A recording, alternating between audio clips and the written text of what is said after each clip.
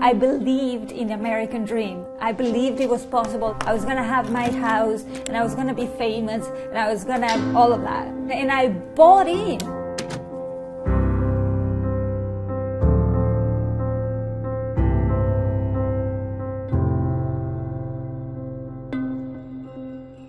I grew up under a military government in Argentina where things were very scary. Many nights we went home without dinner because there was no money. At the age of 13, I saw that movie, E.T., the Extra-Terrestrial. What got me was a little scene in that movie in which I saw that children of poor means, like me, in the United States, were able to buy pizza over a telephone.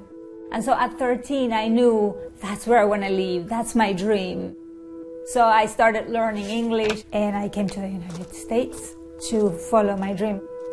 Nobody helped me. I just had to find whatever job would pay. I worked as a secretary, and I also worked as a babysitter, and I also put myself through college. I did get in debt, but I felt good. You know, I was where I wanted to be. By now I'm 28, 29. I wanted to have my own house. It was part of the American dream, having my house. So I bought the tiniest house in the block in West Orange. They had a tiny kitchen, 2 tiny bedrooms, and a small basement that got flooded all the time. I didn't have any money, so I borrowed $19,000. And with that little down payment, it wasn't even 10%. The mortgage company gave me a mortgage. I adored that house, but from that moment on, every penny I made went into the house. So I became literally a slave to the house and to the job. I was an IT training manager in a law firm. I had a mortgage, I had a car membership, I had a yoga membership. I was $30,000 in debt because I had made so many repairs to the house that kept breaking down. And the day I got back to work is when they said, you know, everybody was being fired. I was speechless.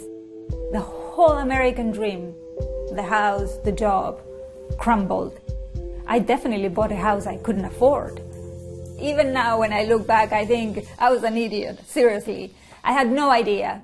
Of course, the way I thought about money changed very quickly. I put the house in the market immediately. I had 5 months of severance, and in the 5th month, exactly the 5th month, an offer came in. The house got sold at a loss, putting me further in debt. But the 2nd month the house was on the market, I met James, my husband. James opened a whole new panorama for me. He showed me that the world was a lot bigger than I thought it was. I could do other things. I started to see, how can I make money myself?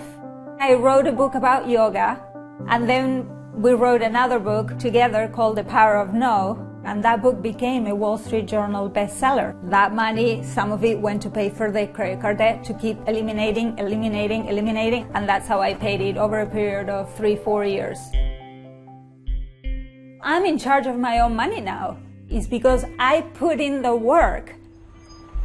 When I was deep in debt, I had absolutely no clue about money. For some people, buying a house is the right thing to do. For me, it's not. I have a savings account, a healthy 401k that went from $80,000 that I had is now, I think, at $160,000. I came to be on my own outside of the corporate world, and it's something I had never allowed myself to do because I was busy surviving and having jobs.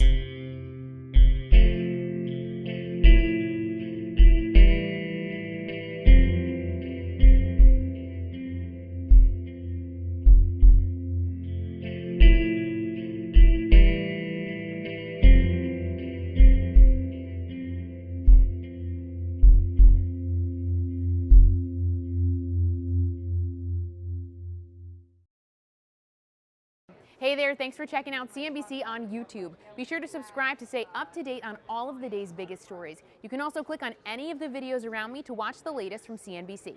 Thanks for watching.